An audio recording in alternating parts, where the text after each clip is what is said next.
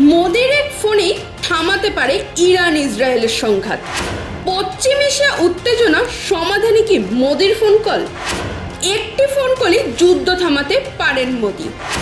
মধ্যপ্রাচ্যের সংকটে কি মোদির ম্যাজিক? পশ্চিম এশিয়া উত্তেজনা আবহের মাঝেই বড় মন্তব্য।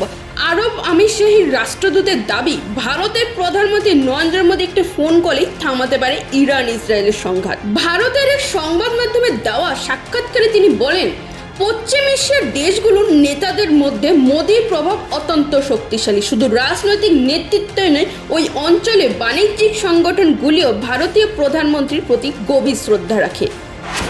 এক ফোনেই বদলাতে পারে পশ্চিম এশিয়ার সমীকরণ। মধ্যপ্রাচ্যের শান্তির চাবিকাঠি কি মোদির হাতে?